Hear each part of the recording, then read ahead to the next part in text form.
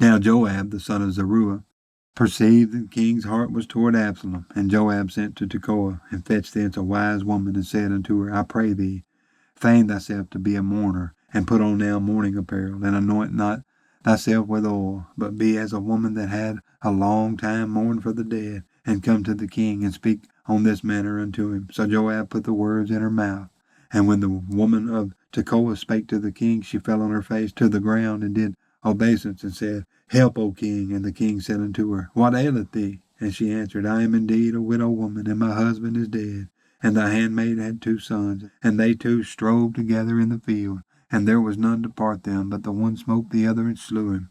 And behold, the whole family is risen against thy handmaid. And they said, Deliver him that smote his brother, that we may kill him, for the life of his brother whom he slew, and we will destroy the heir also. And so they shall quench my coal which is left, and shall not leave to my husband neither name nor remainder upon the earth. And the king said unto the woman, Go to thy house, and I will give charge concerning thee. And the woman of Tekoa said unto the king, My lord, O king, the iniquity be on me, and on my father's house, and the king and his throne be guiltless. And the king said, Whosoever saith aught unto thee, bring him to me, and he shall not touch thee any more.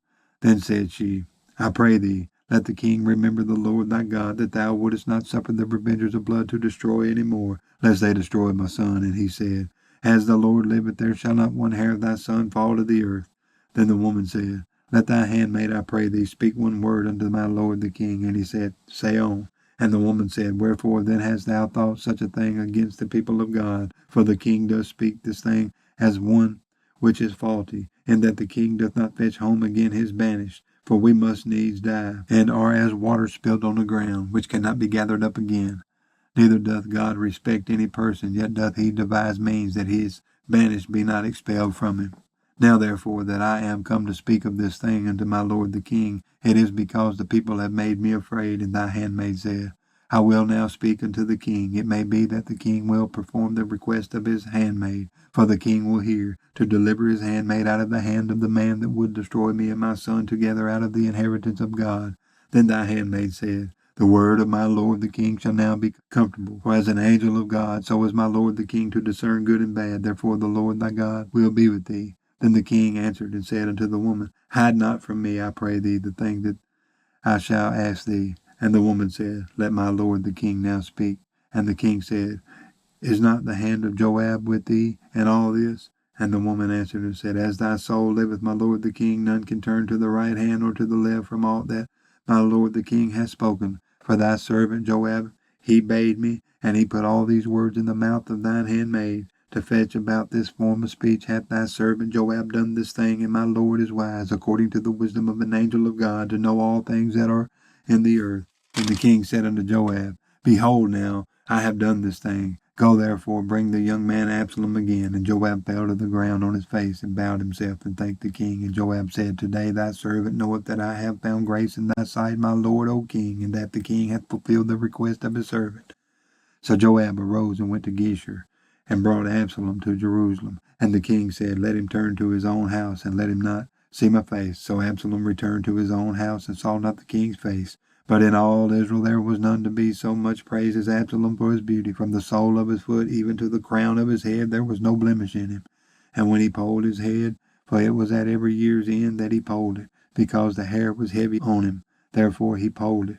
He weighed the hair of his head at 200 shekels after the king's weight. And unto Absalom there were born 3 sons, and 1 daughter, whose name was Tamar. She was a woman of a fair countenance. So Absalom dwelt 2 full years in Jerusalem, and saw not the king's face. Therefore Absalom sent for Joab to have sent him to the king, but he would not come to him.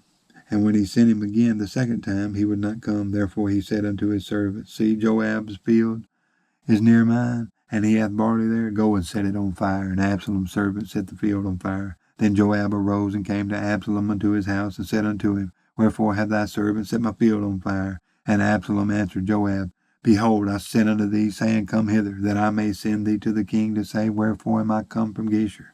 It had been good for me to have been there still. Now therefore let me see the king's face, and if there be any iniquity in me, let him kill me. So Joab came to the king and told him, and when he had called for Absalom, he came to the king and bowed himself on his face to the ground before the king, and the king kissed Absalom.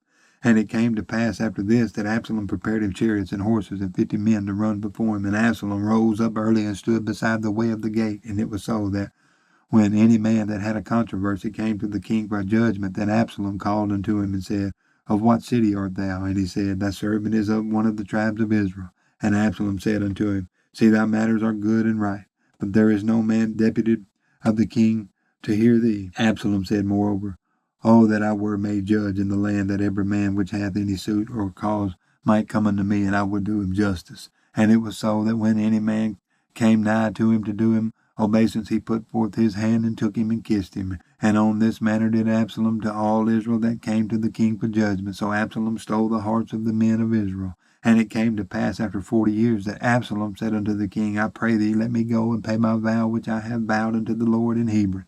For thy servant vowed a vow while I abode at Geshur in Syria, saying, If the Lord shall bring me again indeed to Jerusalem, then I will serve the Lord. And the king said unto him, Go in peace. So he arose and went to Hebron.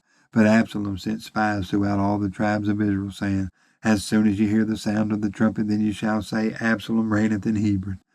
And when Absalom went 200 men out of Jerusalem that were called, and they went in their simplicity, and they knew not anything. And Absalom sent for Ahithophel the Gilonite, David's counselor, from his city, even from Gilo, while he offered sacrifices, and the conspiracy was strong. For the people increased continually with Absalom. And there came a messenger to David, saying, The hearts of the men of Israel are after Absalom. And David said unto all his servants that were with him at Jerusalem, Arise, let us flee, for we shall not else escape from Absalom.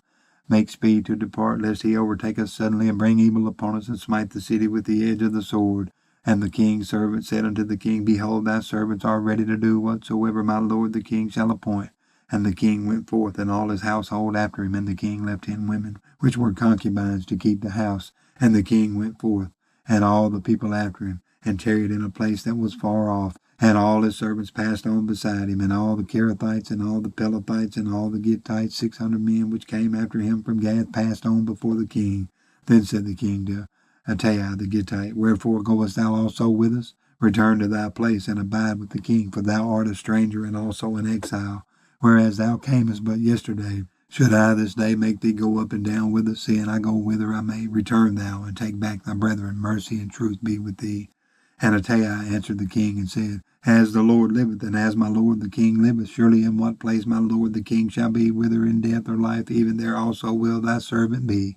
And David said to Attai, Go and pass over. And Attai the Gittite passed over, and all his men, and all the little ones that were with him. And all the country wept with a loud voice, and all the people passed over. The king also himself passed over the brook Kidron, and all the people passed over toward the way of the wilderness. And lo, Zadok also, and all the Levites were with him, bearing the ark of the covenant of God. And they set down the ark of God, and Abiathar went up until all the people had done passing out of the city. And the king said unto Zadok, Carry back the ark of God into the city. If I shall find favor in the eyes of the Lord, he will bring me again, and show me both it and his habitation. But if he thus say, I have no delight in thee, behold, here am I. Let him do to me as seemeth good unto him. The king said also unto Zadok the priest, Art not thou a seer? Return into the city in peace, and your 2 sons with you, Ahimaaz thy son, and Jonathan the son of Abiathar. See, I will tarry in the plain of the wilderness until there come word from you to certify me. Zadok therefore and Abiathar carried the ark of God again to Jerusalem, and they tarried there. And David went up by the ascent of Mount Olivet, and wept as he went up, and had his head covered, and he went barefoot, and all the people that was with him covered every man his head. And they went up, weeping as they went up. And one told David, saying, Ahithophel is among the conspirators with Absalom. And David said, O Lord, I pray thee, turn the counsel of Ahithophel into foolishness. And it came to pass that when David was come to the top of the mount, where he worshipped God, behold, Hushai the Archite came to meet him with his coat rent and earth upon his head. Unto whom David said, If thou passest on with me, then thou shalt be a burden unto me. But if thou return to the city, and say unto Absalom, I will be thy servant, O king, as I have been thy father's servant hitherto, so will I now also be thy servant. Then mayest thou for me defeat the counsel of Ahithophel. And hast thou not there with thee Zadok and Abiathar the priest? Therefore it shall be, that what things soever thou shalt hear out of the king's house, thou shalt tell it to Zadok and Abiathar the priest. Behold, they have there with them their 2 sons, Ahimaaz Zadok's son, and Jonathan Abiathar's son, and by them ye shall send unto me everything that ye can hear. So Hushai, David's friend, came into the city, and Absalom came into Jerusalem.